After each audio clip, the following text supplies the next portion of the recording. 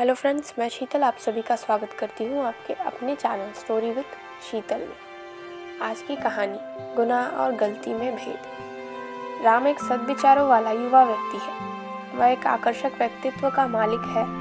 ईमानदारी, साहस, सादगी, स्पष्टवादिता उसके गुण हैं, लेकिन इन सबके बीच वह कुछ हद तक स्वहितैषी एवं अहंकारी है। राम को समुद्री जीवन में बहुत लगाव है, इसलिए वह अपना करियर एक नाविक के रूप में चुनता है। कुशल नाविक होने के कारण जल्द ही उसका प्रमोशन होता है और वह एक व्यापारिक जहाज में अफसर के तौर पर नियुक्त किया जाता है। इस बार राम एक जहाज का लीडर चुना जाता है, जिसमें अन्य ऑफिसर्स के साथ 800 यात्री हैं।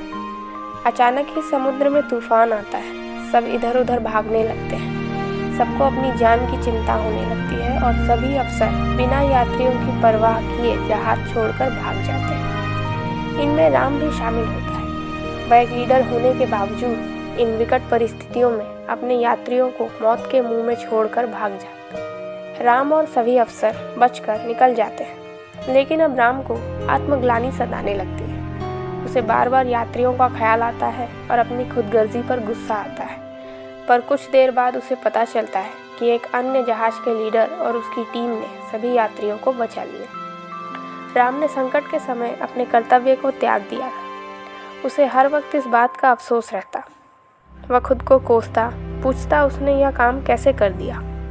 उस वक्त स्वहित की कैसी पट्टी उसकी आंखों पर बंध गई और वह कर्तव्य विमुख हो गया और वह कठिन समय में सही निर्णय नहीं ले पाया। उसने जहाज के कप्तान होने का फर्ज नहीं निभाया। अब वह बहुत शर्मिंदा। राम पर मुकदमा चलाया गया। जज जानना चाहते थे कि उसने ऐसा क्यों किया, क्यों अपने कर्तव्यों का निर्वाह नहीं किया, कप्तान होकर क्यों यात्रियों को मरने छोड़ दिया।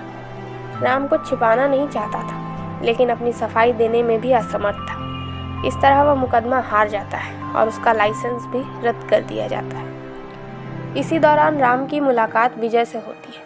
विजय एक रिटायर्ड जहाज का कैप्टन है। विजय राम की बहुत मदद करता है, क्योंकि वह उसकी परिस्थिति एवं मनस्थिति को अच्छी तरह समझता है। राम की मानसिक स्थिति ठीक नहीं है। वह अपने जिस जीवन से प्रेम करता था, अब वह जीवन उसके पास नहीं था। राम अपने ही सवालों में गुम होता जा रहा है। विजय उसे इस स्थिति से बाहर निकालना चाहता था। वह उसे मानसिक तनाव से बाहर निकालने की कोशिश करता रहता।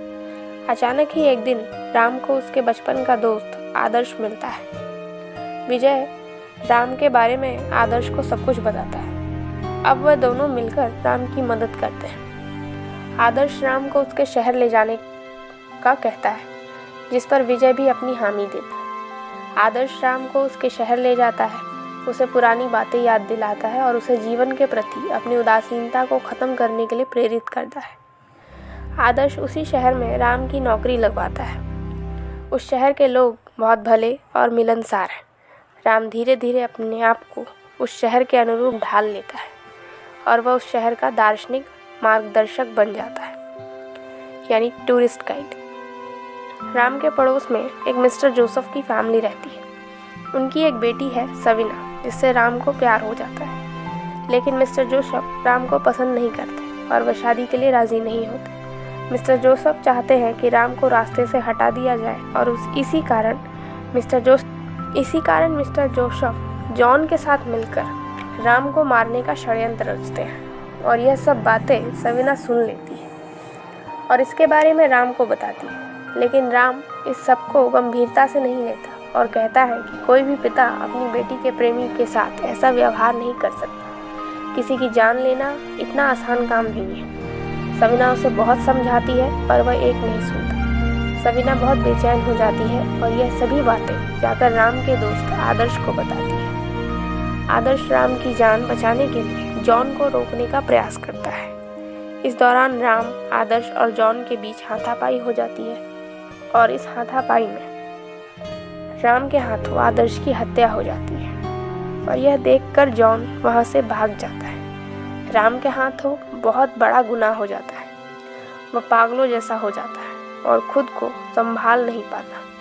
तभी उसे उसकी प्रेमिका सविना समझाती है, इस सब में उसकी कोई गलती नहीं है, यह सब अनजाने में हुआ। पर वह एक नहीं सुनता। राम को जहाज वाली घटना याद आती है।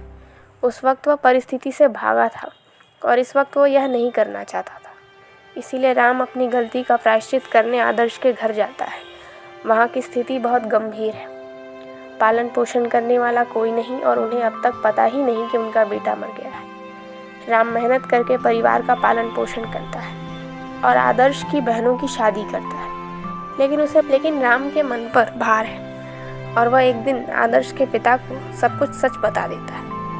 आदर्श के पिता गुस्से में आकर राम को मार देते हैं। राम का सच कबूल करना भारी पड़ जाता है और उस परिवार का एकमात्र सहारा भी छूट जाता है। मोरल: कभी कभी परिस्थिति वश हुई घटनाओं में खुद को भागीदार न समझें। हर परिस्थिति समान नहीं होती। अगर राम सच न बताता तो खुद भी जीवित रहता और आदर्श के परिवार का सहारा बनता, और शायद यही उसके जीवन का सबसे बड़ा प्रायश्चित होता। मुझे उम्मीद है आपको ये कहानी पसंद आई होगी। कहानी पसंद आई है तो इसे लाइक शेयर ज़रूर करें। कमेंट में अपने सुझाव लिखकर ज़रूर भेजें। मेरे चैनल पर अगर आप नए हैं तो इसे सब्सक्राइब करके बेल आइकन को ज़रूर प्रेस करें। मिलते हैं जल्दी एक और नई कहानी के साथ। धन्यवाद।